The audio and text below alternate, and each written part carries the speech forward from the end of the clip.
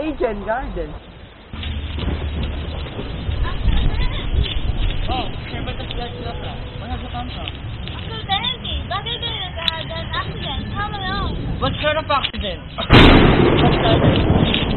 What sort of accident? In the south, Travis Benilda, stuck his hand in a hole in the green, and he can't get it out. Come along, Uncle.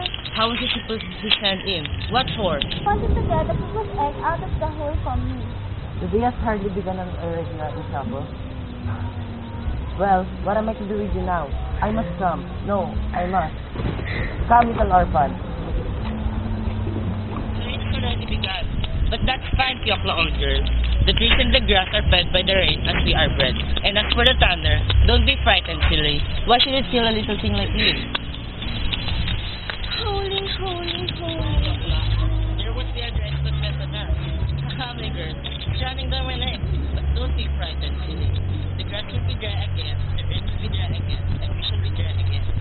There's a same sun for us all. Holy one, don't be afraid, little orphan. This is not something like this. Whereabouts is Diana?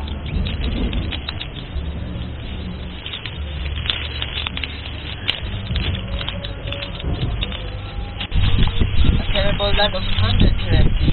I never heard so much thunder in all my life. And where's your hand? In the hole. Put it out, please, sir.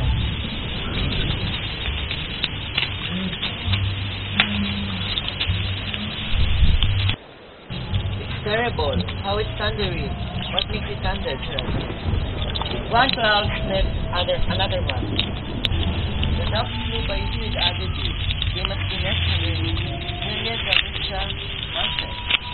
Yokla, would you like me to show you a messenger net? Don't touch it. Do not disturb them. They have been doing clearly with their soul. He has had a hidden voice in his throat to praise God and love in the heart of a man. It's a sin to disturb them. What about the sparrow? The sparrow doesn't matter. He's a bad, spiteful bird. He's like a sick farmer's slave. He doesn't like man to be happy. When Christ was crucified, the sparrow who brought him in. It's called alive, alive. Look! An hand-picked bird off in the rain. They've been flooded. Rouges. You needn't be insta-taking. You won't die of it. As soon as the sun warms you up, you'll come to your senses again. It's a lesson for you, you stupid. You won't settle on another ground for another time. And here are some bees. Just a swarm of bees. They are flying looking for a home. And when the rain came down upon them, they settled. If a swarm is flying, you need only a sprinkle of water to make them settle. Now if, say, you would like to take a swarm of bees, you need to bend the branch and make them fall to a sack and shake it, and they all fall into it. Hey, do you know where I get that from, Piokla old girl? There are Spanish flies here in some trees here in the woods.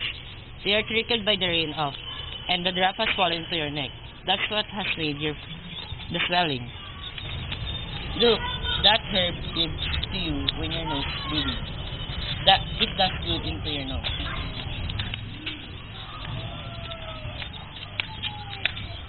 It's all the skin's doing, children. You see, that skin strikes under the wheels, and you see. Guarantee answers all his questions, and there is no secret in nature which baffles him. He knows everything. Thus, for example, he knows the names of all the wild flowers, animals, and stones. He knows what herbs cure diseases. He has no difficulty in telling the age of a horse or a cow. Looking at the sunset, at the moon, or the birds, he can tell what sort of weather it will be the next day. And indeed, it is not only Terenti who is so wise. Silambi Silich, the innkeeper, the market gardener, the shepherd, and all the villagers, generally speaking, now as much as he does, these people have learned not from books, but in the fields, in the wood, on the river bank. Their teachers have been the birds themselves when they sang to them, the sun when it left a glow of crimson behind it at setting, the verities, and wild herbs. Danilka looks at Terenti and greedily drinks in a very word. In spring, before one is weary on the warmth and the monotonous green of the fields, when everything is fresh and full of fragrance, the two of them, the cobbler and the orphan, walk about the fields, talk unceasingly, and are not weary. They could wander about the world endlessly. Their walk, and in their talk of the beauty of the earth, do not notice the frail little beggar girl tripping after them. She is breathless and moves with a lagging step. There are tears in her eyes. She would be glad to stop these inexhaustible wanderers, but to whom and where can she go? She has no home or people of her own. Whether she like it or not, she must walk and listen to their talk. Towards midday, all three sit down on the river bank. Danilka takes out of his bag a piece of bread, soaked and reduced to a mush, and they begin to eat.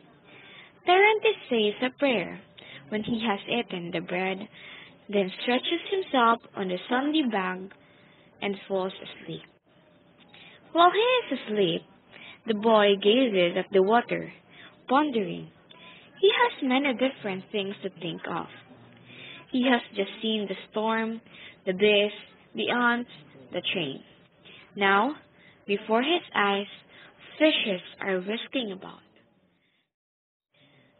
I'll tell Terenti tomorrow. Thanks, the boy.